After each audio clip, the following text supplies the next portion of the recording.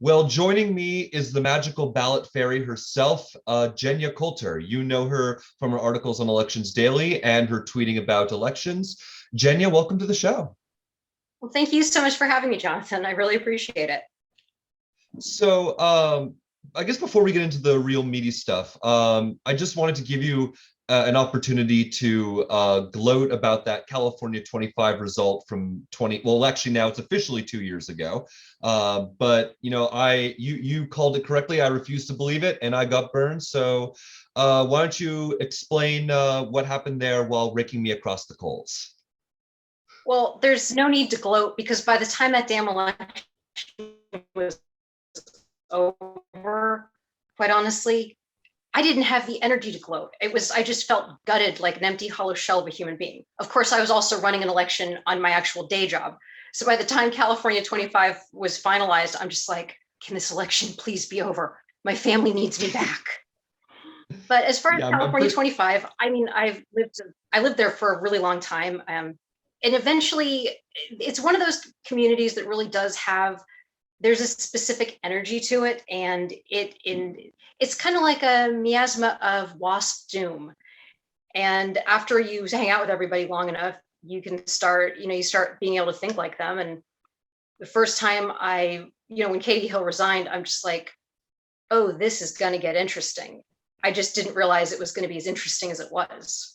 I am curious though if the new lines potentially change anything. I think his district got a tad bluer. A tad. I think it's going to be.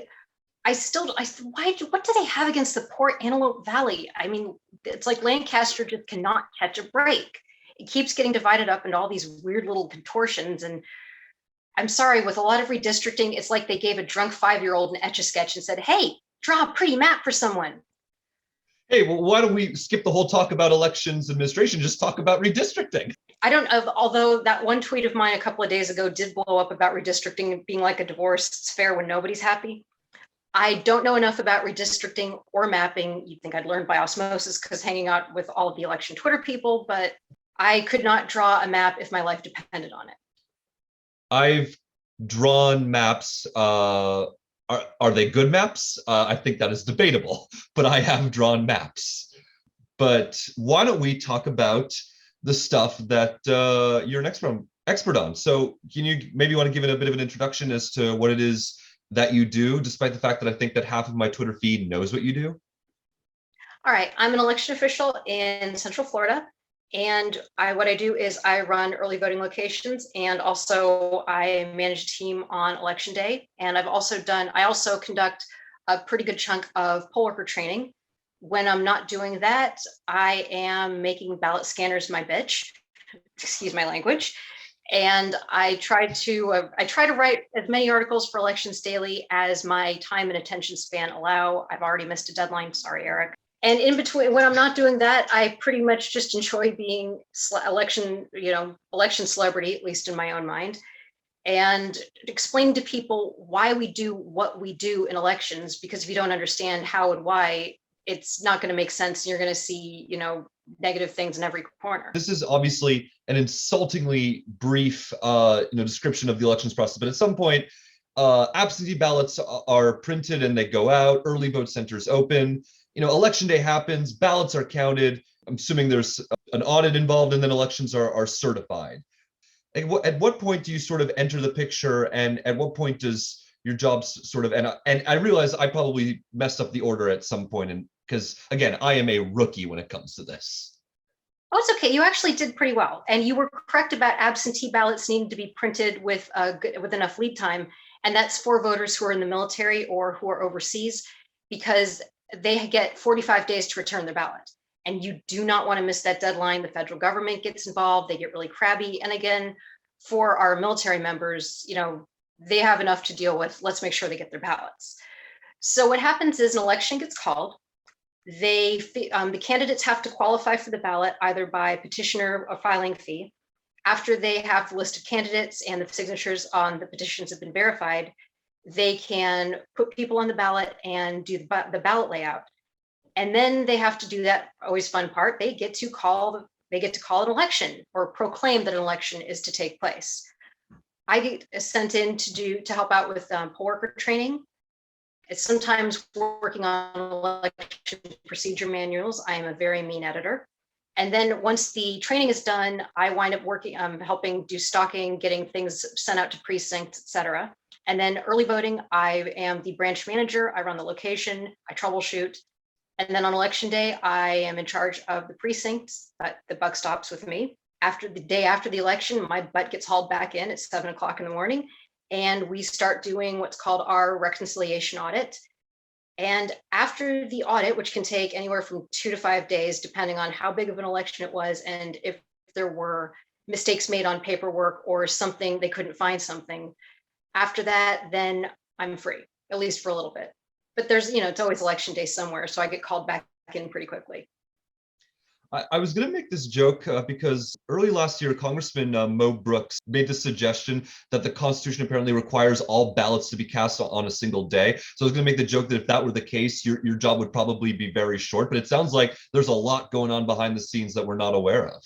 Yes, elections are complicated. There is, and the other thing is jurisdictions. There's about 10,000 separate jurisdictions in the US. There's not, we strive for uniformity as much as we can, but no two jurisdictions are alike. They're like snowflakes. I can tell you for one thing, that is one of the big differences between where I live, at least at the federal level where I live. All elections are the same in every province. It's not like, in the United States where you have almost 51 separate elections taking place. That's really fascinating to see. It's actually 54, I think.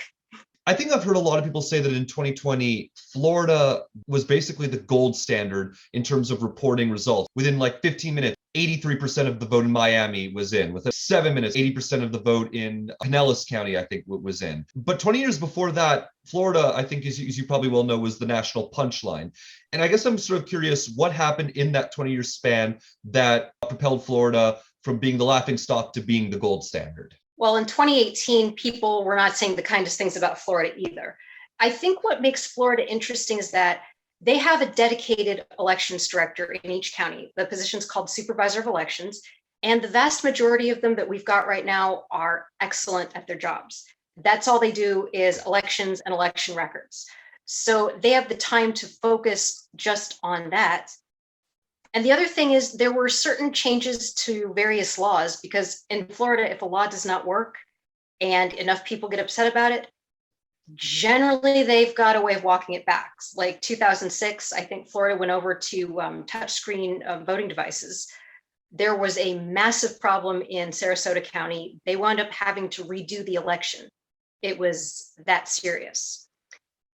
There was enough of a furor that Florida was like, okay, maybe we don't need to do this. And they almost every county switched over to paper ballots.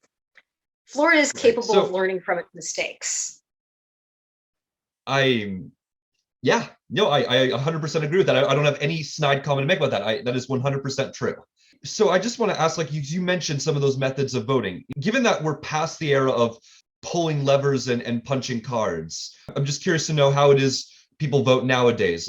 You said touch screens, paper ballots. What are the different methods used? The vast majority of voting jurisdictions in the United States and the territories use optical scan paper ballots, which are like those Scantron tests you'd fill in the bubble with a pen or a pencil. That's really the easiest way to vote. There's also with voting machines, obviously there was the lever machine, which you mentioned. A later model was called the direct recording electromagnetic, which was the old-fashioned Diebold touchscreen voting, which they appeared to solve a problem at the outset, and then they just kept accumulating more and more problems to where they needed to go the way of the dodo and dial-up internet. They had to be phased out. There were several cybersecurity issues with them. So those are not the touch screens that are used today? The touchscreens that are used today are generally ballot marking devices, which is where you make your selections on a touchscreen, but the votes get transcribed to a ballot card, and it's printed out, and then you put that card into the ballot scanner. Right. I'm not sure it's necessarily ideal for most voters, but if there's a voter who has some sort of disability, or if they need assistance with language and there's not a poll worker who speaks that language to help them out, it really can make a huge difference in voting access. So I want to talk specifically more about the different methods that are used, and specifically about election security, because a couple of years ago I was watching this segment on John Oliver's show about election security, and he mentioned some of the issues that he saw with the touchscreen method of voting. And I think he mentioned, you can correct the record on this, but there are a few jurisdictions. I don't think Florida is one of them, but I think other states are like this, where there is no paper record when people cast their votes. Again, correct me if I'm wrong about that, but is he right about that being a threat to security if that is in fact what is happening?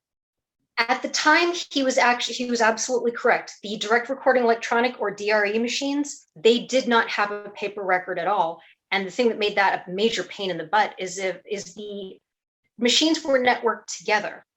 But if anything happened with the power, or a battery went dead, guess what? The votes would go away too.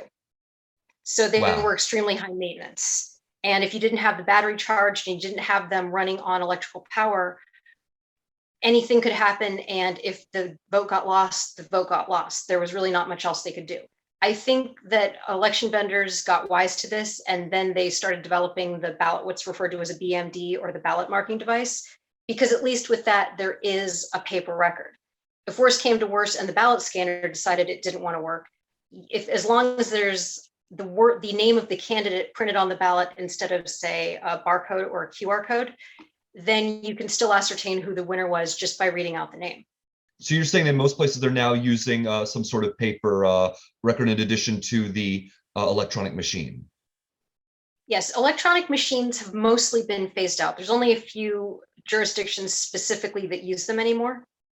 Now, Georgia, Los Angeles County, and I think, I want to say Indiana, but I'm not sure. They're more likely to have ballot marking devices in those jurisdictions, but they also have paper ballots for those who have to vote after hours or have to vote provisionally. And of course, vote by mail ballots are entirely paper. And I assume that one of the advantages of the electronic machines is the ability to get results instantaneously as soon as the polls close in that precinct. It can help. I'm personally not a big fan of the electronic voting machines. I think they're kind of a necessary evil for access purposes. But with the ballot marking devices, thank heavens that they do have the paper record, because in the old days with the old machines, you literally had to connect it to a phone line and transmit the results by a certain time. And of course, if you had like 150 precincts, you're all competing to transmit your results at the same time. You could be on hold for an hour, if not more. I'm only saying from my personal experiences. When I voted in the 2018 Ontario election, we used paper ballots that were run through an optical scanner. And what they did was, as soon as you cast your vote, they run it through the scanner, so that by the time the precinct closes, they basically have the result. That's what we do here. So I just want to move on to some of the rhetoric that I think we've heard from both sides. Talking about voter fraud and voter suppression. Like, I think it's respectively a pet issue of the Republican and Democratic parties, I think, respectively. Given that, I think for all the talk of voter fraud, there was like 5 documented cases in 2020. And for all the talk of voter suppression, there was record high turnout. And I think the state of Georgia in particular now having 95% of its voter eligible population registered. Is there really any validity to many of the claims that these politicians have been making on both sides? The truth really does lie somewhere in the middle. There are things that are done that do make it an undue burden to vote. And if they're bad enough, the federal government generally tries to get involved, aka the DOJ Civil Rights Division. It's best to head those off the pass. I mean, my existence is to solve problems so that voters who, if there's an issue with the regular poll worker, they send them to me and I'm the one who fixes things. And I take that duty extremely seriously. As far as voter fraud, I like to ask people what exactly they mean by voter fraud. You could actually ask people the same thing. What do they mean by voter suppression? Not everything is fraud. Not everything is suppression. Sometimes something is just a logistical disaster that nobody could have foreseen. Sometimes it's just a clerical error. Now, I'm not saying that fraud and suppression don't happen. They do. Do they happen in a statistically significant way? That depends. As far as fraud, statistically it's insignificant, but the one place where you really do have to be careful and watch out for it is the small local elections, where literally one vote can change the outcome of a race, because that's where people really have the motivation to do something untoward. I personally think that the real issue is neither of those things. It's mainly election subversion, partisan officials acting in an untoward way to swing the election one way or the other. There are some officials who I think might be motivated, but the vast majority of the election community really does not have a dog in the fight. Their main concern is, was this a good, clean election? There are some officials who have made some mistakes that have been interpreted as malicious or partisan, and in some cases, you had somebody who was really just way in over their head, or there were just issues surrounding the company they kept, shall I say. For all this rhetoric, I do definitely want to bring attention to an issue that I don't think is really talked about in the national dialogue, and that is harassment of poll workers. I remember, I think, watching some of the footage of the recount in 2000, and I think that there were instances caught on footage of essentially that amounting to harassment of poll workers. And I'm just curious if this has been a problem, in 2020 or in the local elections in 2021. And, given sort of the escalation of this rhetoric, and given that it comes from the guy who was just president at times, is there a potential that this could be a problem this coming election? I think it's always been a problem. I've often said that election officials are the bathroom scale of bureaucrats. You're constantly stepped on all day and called a liar. So for the most part, you have to have a sense of humor about things. It's like, for the most part, nobody's actually going to hurt you. But after the last election, I think that changed a bit. There were some officials who I think genuinely were in a very real danger, and I feel absolutely horrible for them. I've had voters threaten me. I've actually had a voter pull a knife on me once. Somebody threatened to blow us up at the courthouse. I mean, at this point, I'm just like, if you kill me, you'll turn me into a martyr. And, there's going to be the Genya Coulter School for Wayward Ballot Fairies. You're just going to make me look cooler. But I've kind of got a death wish. And most of the election officials I know don't. And they have a lot to contribute to this world. They've got families, people who love them, a job that for the most part, they genuinely love doing. And I hate to think of them leaving because somebody wants to hurt them over a rumor that might not even be able to be substantiated. It's really upsetting to hear that people, whose job it is to make sure that the ballots are counted, that people that are just ensuring that I sometimes like to call the individuals who work the elections the arteries of democracy, because they're the ones that essentially make all of this possible. That's true. Although there are some times where, when I hear about the situation, my first thought is, let's see, how could that poll worker have handled the situation differently? Because again, my job is troubleshooting. And I've had voters come up to me who pretty much, they came in with like the steering wheel clenched in their hands, ready to strangle someone. And once they got their hissy fit over with, and I'm able to be like, it's okay, let's get this fixed. We have to do this, this, and this. And you walk them through the process. They have a lot more confidence about what happens when you act like you care and you do your best to, resolve the conflicts. There are some really terrifying voters out there, but there's also some really inexperienced or indifferent poll workers out there. So I think we've all got to try to resolve things for the voters, because they need us. We can't just tell them, no, we don't like you. We have to serve them to the best of our ability. Nevertheless, I'm amazed by the people who always go out and to make sure that these elections can happen in the best way possible. I guess I do have to ask, before we talk about some of the legislation that's proposed, I do want to ask sort of this elephant in the room, that is the impact of the coronavirus on staffing of polling stations and of early voting centers, because from what I heard, a lot of the people who tend to volunteer and work for elections actually tend to be more elderly or people who are more vulnerable to the coronavirus? Has that, how big, I know there's been an impact, how big has that impacted? It's like the asteroid, that big asteroid that killed the dinosaurs. It's been an issue. There have been quite a few election officials and poll workers who contracted COVID. Some of them unfortunately didn't make it. There were a lot of people who were vulnerable and nervous about getting exposed to COVID, and so they dropped out. I think I lost my team 4 different times before I had my final team. It's like I was literally, the day I walked in, I was just going, please just let even 2 or 3 of them be able to work. Wow. And I didn't mind it. I wish the vaccine had appeared a little bit earlier, but I somehow managed to survive multiple elections in 2020 without getting sick. I'm grateful for that. And my election office was great. They did provide personal protective equipment. There was somebody donated gallons of hand sanitizer.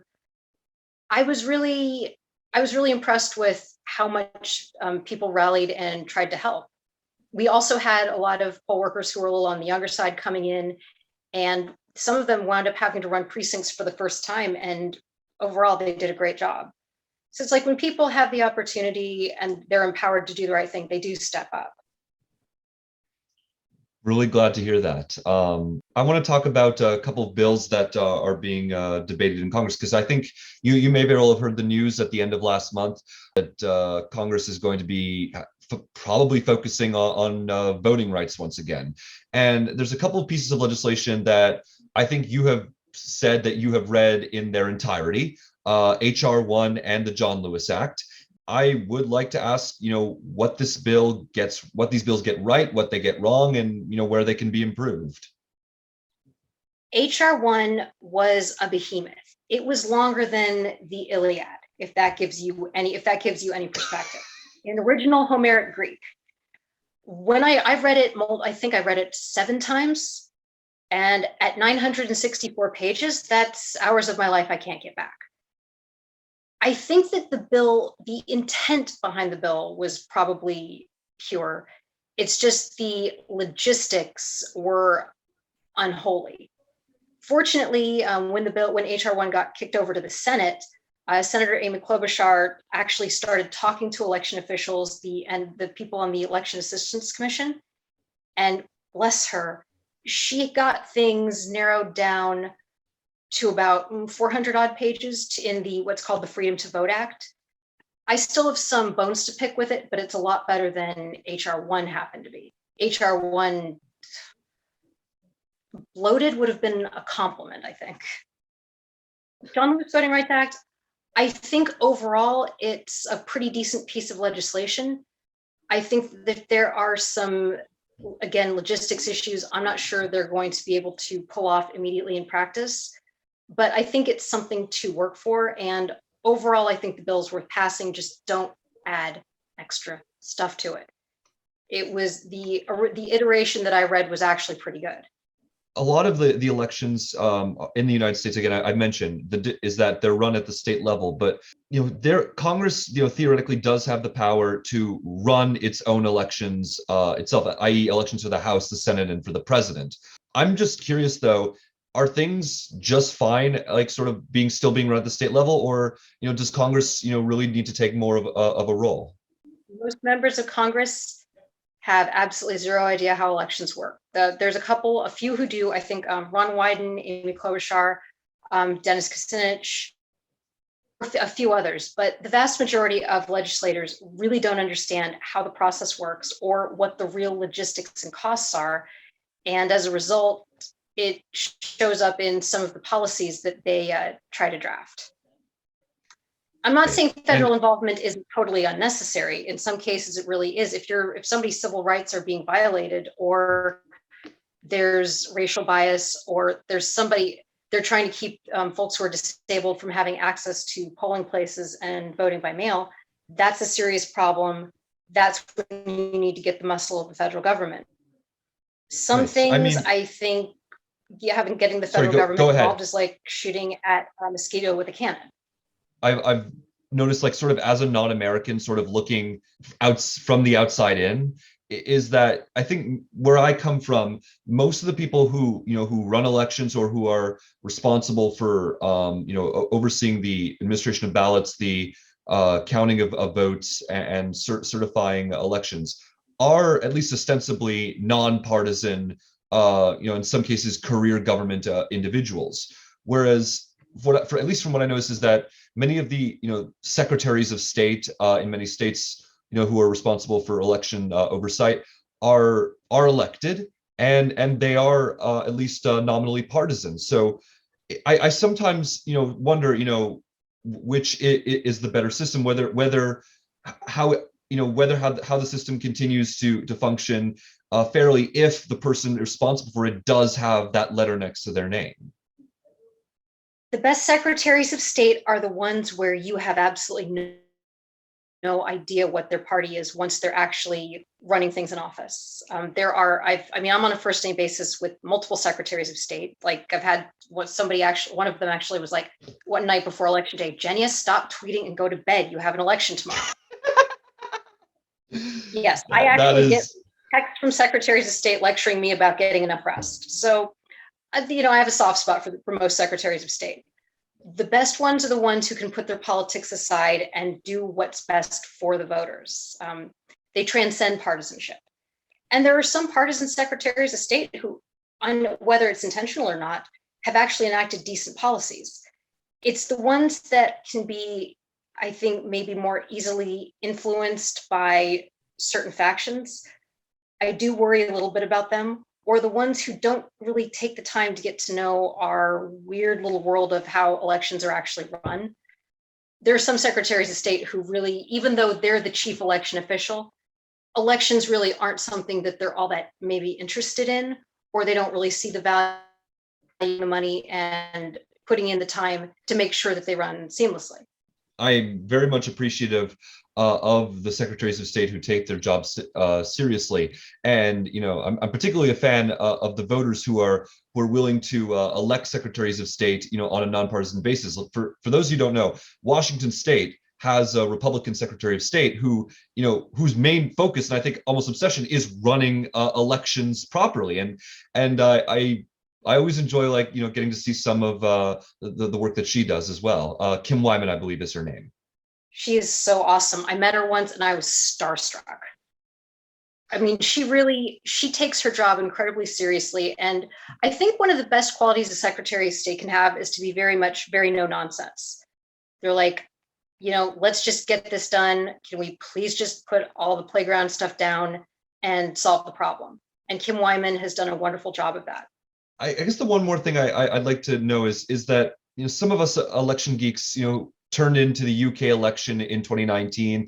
We've looked at other elections elsewhere, and it felt to many of us, like, at least to me, correctly or incorrectly, that many of these countries are just better at reporting results faster than the US. And the example that stands out to me is specifically the UK in 2019, where the paper ballots that are counted by hand, the results of the single election in a parliamentary district, they're verbally announced when the counting is done, and yet you had all races called by the next day. Once you had a boat that was able to cross the English Channel to call that one result in the south west of England.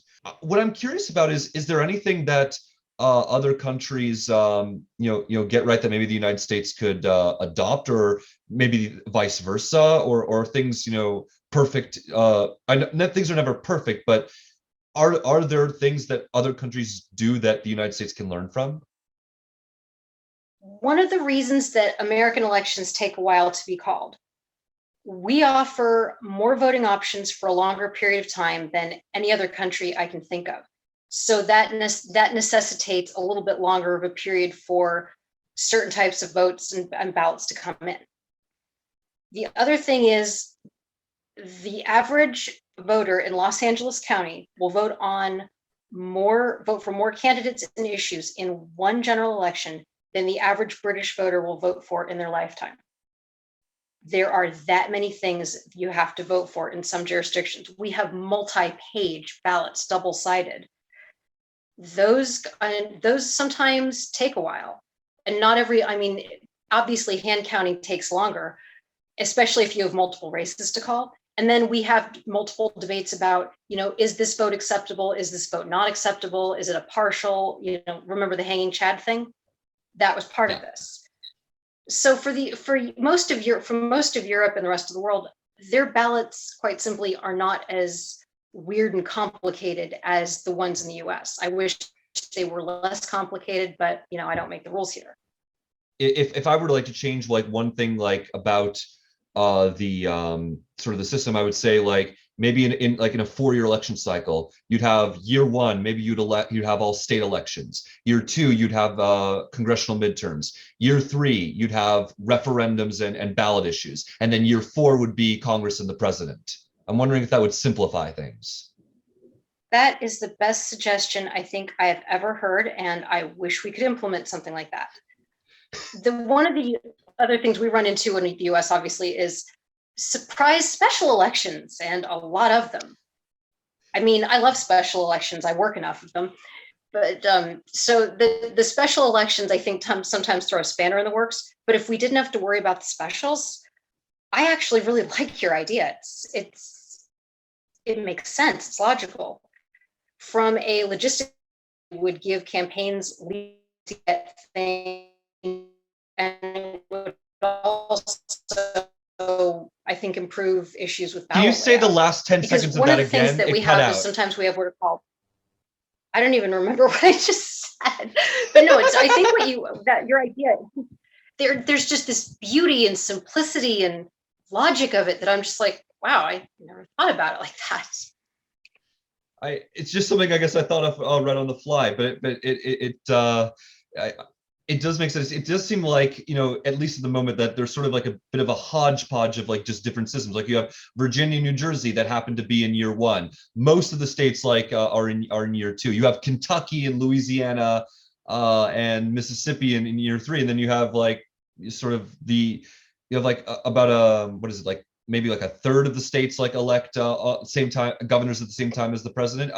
I just sometimes wonder if maybe things could be a bit more consistent. Under the 10th Amendment, states get to run elections the way they see fit for the most part. But yeah, I really do love your idea. It really is genius. Well, you did mention the idea of congressional special elections. And one thing I think I've noticed is that depending on the state, you could have months and months before that election actually takes place.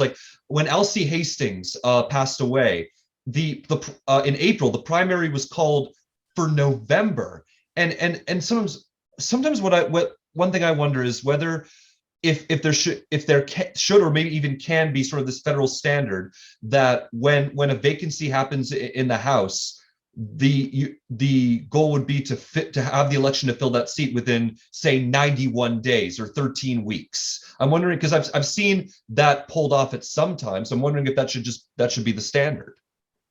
I think it depends on the jurisdiction's qualifications for getting on the ballot, and obviously getting the ballot approved by both parties, laid out, printed, and sent to overseas military voters on time. Because for Congress, they absolutely have the right to vote in that election, and just because they're overseas doesn't mean that they should be shortchanged there. Right. I guess just my concern was I think that I do at least have a legitimate concern about people going that long without federal representation. I guess another example would have been when John Conyers resigned from Congress. It was almost a year before that nominally special election. I say nominal because it took place at the same time as the regular election. The residents of that district went a year without federal representation. So did California 25 after Katie Hill resigned. So yeah, no, I understand what it's like to live in a district with no federal representation, and I don't think it's fair to those constituents. So yes, I do think that there might need to be tighter lead time in between when they're doing specials, at least for Congress. Yeah, for Senate, it's governors obviously appoint in most states. There's a few I think where they don't, but I think in most they do. You mentioned at one time you were the creator of the whole election Twitter. Can you tell us the story, as a bit of a bonus question, how that happened? It started when I was a social media manager for a nonprofit that handles ballots and registration for overseas voters and military voters. And I started getting into really getting into people's maps. And also I really wanted an idea where people who were in election administration and election activism could talk shop. I just wanted a little community bulletin board. And so I just started using the hashtag election Twitter, because when you're a social media manager for a 501c3 nonprofit, you can't say anything involving politics. The IRS gets really, really mad at you. So as a good social media manager, I thought, well, they never said I couldn't use the word election, so hashtag election Twitter. That was pretty much it. I had no idea that it was like a thing. It just sort of, it's like kudzu. It, multiplied and kept on running. Yeah. And I was a follower of Sabado's Crystal Ball, like all the way back in the 2016 election. And that was before elections Twitter was a thing. It's really amazing to see all those folks from elections Twitter, like, and all the current students, both current and former, having their work published in the Crystal Ball. That's why they are my favorite, because they really do recognize, the talent of those who are coming up. Mm-hmm, they do. I'm lucky enough to write for Elections Daily, and there are so many talented writers and mappers coming out there. I think that Election Twitter is maybe the best showcase of collective talent of so many different and diverse individuals. Whenever anybody gets a big break, I am so happy and proud of them. It's like because they deserve it. I see how hard they work. For sure. And I don't think anyone works as hard, to be fair, I don't think anyone works as hard as the magical ballot fairy herself. Genya, thank you so much for coming on. I hope we can have you back to discuss something if it ever comes up, because I'm sure we've only barely scratched the surface about everything that we could talk about elections related. Oh, absolutely. I had a great time. It's like, please have me back. As now you've seen, I don't really have that many plans on Saturday night. So I'm so thrilled that you asked me to be on. It's an honor.